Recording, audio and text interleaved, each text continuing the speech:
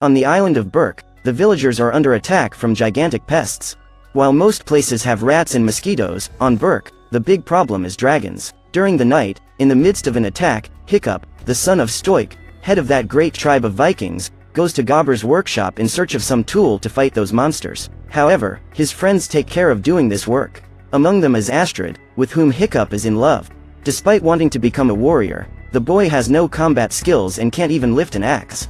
As the entire village gathers to fight the dragons, they are surprised by the arrival of the Night Fury, an extremely powerful dragon whose identity no one knows, as he never reveals himself. No Viking has ever been able to eliminate a Night Fury, so Hiccup decides to be the first.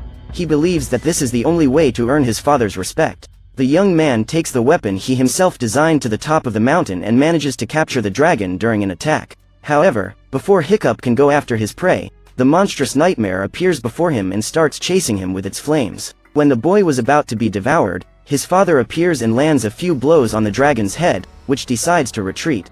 The creatures steal the herd and leave. Seeing the disaster caused by his son, Stoik orders Hiccup not to get involved in the battles against the dragons, as doing so only disrupts the village. Later, as the village chief meets with other Vikings to devise a plan to invade the dragon's nest, Hiccup sets out into the forest in search of the Night Fury he managed to capture. After several hours, he finds the creature's trail and, a few meters ahead, he finds the animal passed out. The young Viking picks up his dagger and walks carefully towards the enemy. As he approaches, the dragon wakes up and looks at him. Despite wanting very much to make his father proud, Hiccup is unable to eliminate the animal. Instead, he decides to cut the bonds that held him and set him free. Realizing that he is free, the dragon lunges for the boy, but decides to spare his life, as an act of gratitude.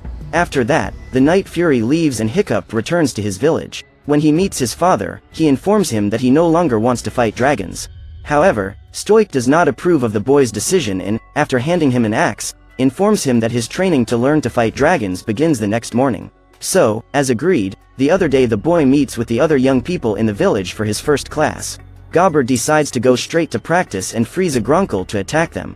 After picking up their shields and weapons, the group must survive 6 attacks from that creature. However, they are defeated one by one, until only Hiccup and Astrid are left on the battlefield. In a moment of distraction, the boy is cornered and, just as he was about to be set on fire, Gobber captures the monster and sends it back to the cage. Later that day, Hiccup returns to the location where he found the Night Fury and, to his surprise, finds that the dragon is still trapped there. Despite being freed from the bonds, he was unable to fly as his tail was damaged in the fall. Minutes later, the animal notices its presence and Hiccup decides to leave. That night, during a storm, he studies the Book of Dragons, which contains all the information collected about every dragon that has ever been seen.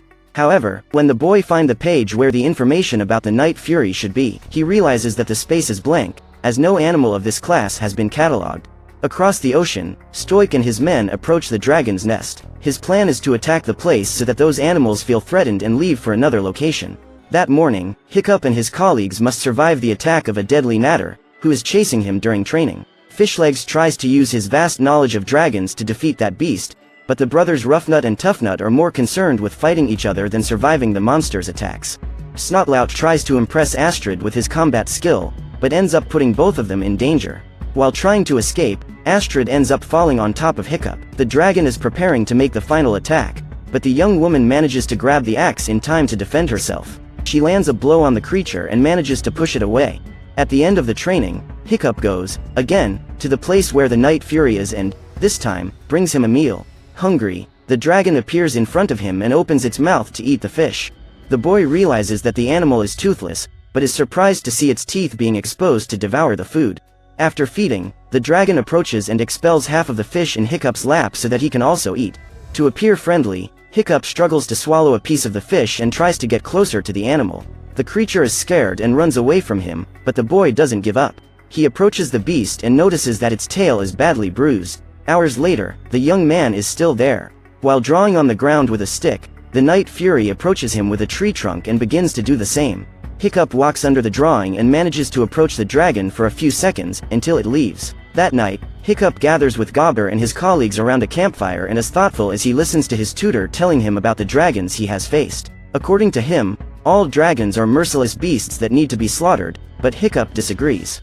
At that time, the boy decides to leave the place and goes to the workshop, where he starts working on a prosthesis for his new friend. He spends all night crafting what would be the missing other half of the Night Fury's tail.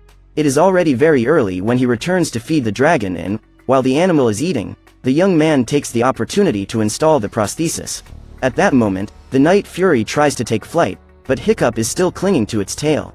The boy holds the equipment so that it stays open and the dragon is able to fly perfectly. Seeing that it could fly away, the animal decides to get rid of the human, throwing it into the river. As a result, the equipment closes and the Night Fury is no longer able to fly.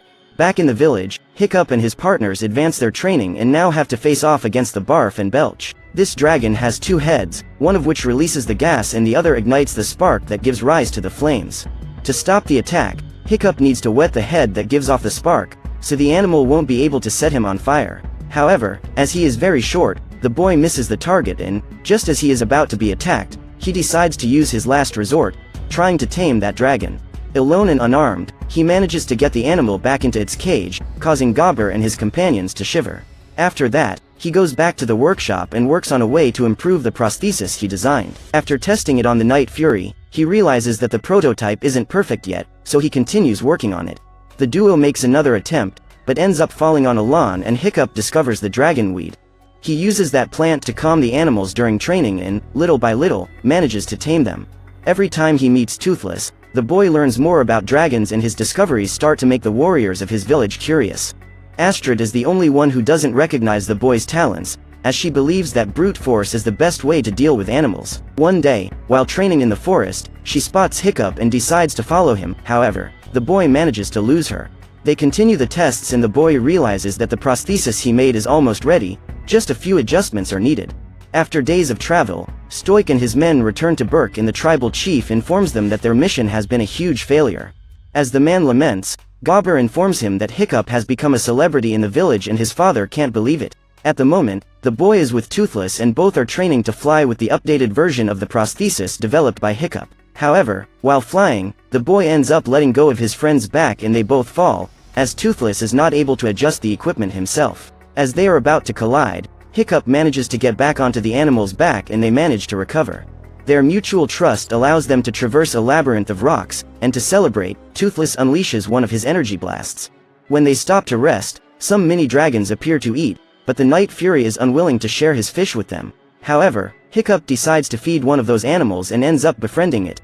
In that instant, he realizes that everything the Vikings know about dragon behavior was wrong. That night, Stoik shows up by surprise to talk to Hiccup. The man congratulates his son on his performance with the dragons and states that he will be an excellent hunter. He then gives the boy a Viking hat and asks him to wear it when he is in the arena. At his father's request, Hiccup wears the hat during his battle against a Gronkel. Astrid orders the young man to step aside as he wants to win the competition. However, when she prepares to attack the animal, Hiccup has already managed to knock him down, scratching his head. Therefore, the crone gives him the title of winner of that duel. Now, the next step he will have to go through before becoming a real Viking is to eliminate a dragon. Unhappy to live together with people who have values totally opposite to his own, Hiccup packs his bags and goes to find Toothless. He plans to leave with his friend, but Astrid shows up to derail his plans. She orders the boy to tell his secret and reveal how he got so good at dealing with dragons. Furious at having lost the duel, the girl attacks Hiccup and Toothless goes to help him. Seeing the dragon, Astrid tries to eliminate it, but is stopped by the boy. Seconds later, he manages to calm his friend down. The young woman tries to run away, but the duo goes after her and takes her for a ride. Toothless leaves the girl hanging from a tree branch and Hiccup asks her for a chance to explain himself. He lets Astrid hop on the dragon and takes her for a ride. They fly so high they can even touch the clouds and Astrid is amazed at what she sees. Suddenly, several dragons appear beside them and Toothless starts following them. Minutes later, they enter a cave and watch the animals drop their prey into a large chasm. However, a Gronkel that ended up eating his offering only throws a piece into the hole. At that same instant, a monstrous and gigantic dragon rises from the bottom of the cave and devours him. Upon seeing the humans, the monster tries to devour Toothless and all the dragons leave the cave in despair. When they return to the island, Astrid intends to tell Stoik that the reason the dragons are stealing all the food is because they are forced to feed the queen, otherwise they are devoured. However, Hiccup tries to stop her and claims that if they know about Toothless, his friend's life will be at risk. The young man asks for a day to think about what to do and Astrid says goodbye to him before returning to the village. The next morning, Hiccup must take the final test to officially become a Viking. In this decisive test, he will need to eliminate a dragon. Upon entering the arena, the boy takes out his shield and a dagger. His opponent is the bloodthirsty monstrous nightmare, which covers his entire body in fire when ready to attack. The dragon approaches and Hiccup unleashes all of his weaponry. He tries to calm the dragon and is about to befriend him, but Stoic starts yelling at his son and the creature is scared. Monstrous Nightmare begins chasing the young man and, miles away, Toothless hears his friend's screams. The Night Fury climbs the valley and runs through the forest, while Astrid enters the arena to help the boy. Stoic opens the gate so they can escape, but the dragon corners Hiccup. Luckily, Toothless appears just in time and, after destroying the bars, enters the ring and attacks the other dragon to protect the boy. The monstrous nightmare returns to the cage, but the Vikings race to capture the Night Fury. Hiccup tries to stop them, but Toothless ends up being captured. Stoic goes to talk to his son and says he felt betrayed, as the dragons have already eliminated hundreds of Vikings. Then, Hiccup recalls that his people have also eliminated thousands of dragons and those animals attacked them only to defend themselves. He also says that dragons steal because they are forced to bring a lot of food to their queen. Otherwise, they are devoured. Upon discovering that the Night Fury has taken his son to the dragon's nest, Stoic decides to use him as a compass to find and invade the place. Hiccup tries to stop him, but his father completely ignores him. That same day, an expedition of ships departs the island, forcibly using Toothless as a guide to show the way. While talking to Astrid, Hiccup hatches a plan to rescue his friend. He goes to the dragon's cages and intends to ride one of them in order to reach the ships. His colleagues appear shortly thereafter, as they wish to join him on this quest. The first to be tamed is the monstrous nightmare, who sympathizes with Snotlout. Then the other dragons appear and are ready to help. Meanwhile, the Vikings are already approaching the nest and find wrecked vessels on all sides. They land on the island and soon dig a hole to break into the cave.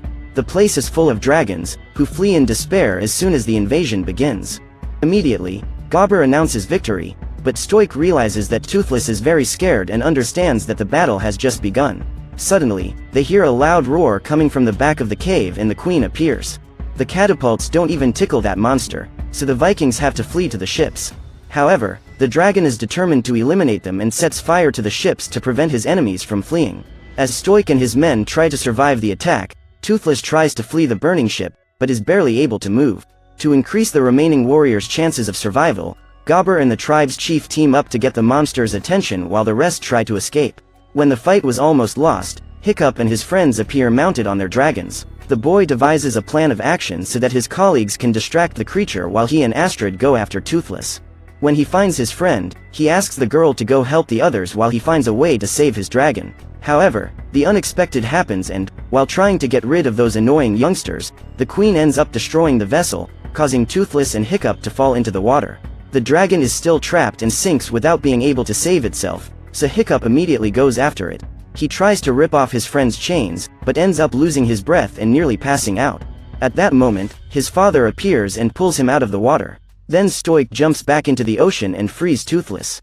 The dragon pulls the man out of the water and calls Hiccup into battle. Both team up to defeat that monster, but before they can take flight, Stoic approaches his son and asks for forgiveness for not having trusted him from the beginning.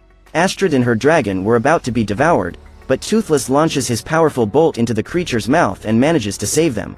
With the impact, the girl ends up falling, but is saved by the animal. Now, the duo must find a way to defeat that monster. They take down the creature, which immediately spreads its wings and flies after them.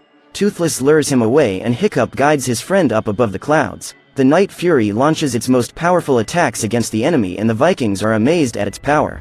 To defend herself, the queen sets fire to everything around her and the Toothless prosthesis goes up in flames. The pair need to make one last attack, as they know that soon they will no longer be able to fly. They start to lose altitude and wait for the monster to chase them. When the creature releases the gas to ignite them, Hiccup asks Toothless to launch his bolt into that monster's mouth and the creature's body goes up in flames. Severely injured, the queen is no longer able to fly and crashes into the island, causing a massive explosion. While trying to escape the fire, Toothless loses his prosthesis and can no longer fly. The animal crashes into a rock and Hiccup breaks free. The dragon then dives into the flames to save him and they both crash on the island. Stoic runs after them and finally manages to find Toothless amid the soot. Seeing that his son is not there, the man believes he has died. Stoico regrets what he did and asks Toothless for forgiveness. At that moment, the animal lifts one of its wings and reveals that it managed to save its friend. Thanks to him, the boy was still alive. Days later, Hiccup wakes up and Toothless is by his side. The boy can't believe he's at his house and worries that his father will find Toothless there. Hiccup gets up and is saddened to realize that he lost part of his left leg during the fall. Toothless helps him to walk to the door and, when opening it, the boy is faced with a monstrous nightmare. He is scared and asks his friend to hide. However, upon opening the door again, Hiccup could hardly believe his eyes. Vikings and dragons were living together, as a family. For a few seconds, he believes he is dead, but his father soon appears at his side and Hiccup realizes that, in fact, he managed to end a rivalry that had lasted for thousands of years. Seeing the boy awake, the whole village rejoices and Gobber talks about the prosthesis he made for him. Now, Hiccup looked like a real Viking, battle-scarred. Then Astrid appears and kisses the boy. Gobber hands him the new prosthesis he made for Toothless and the two friends prepare to fly together again. However, now they are not alone. That was just the beginning of a long friendship between beasts and humans. Elsewhere, Vikings have birds and ponies as pets, but on Berk, warriors have dragons.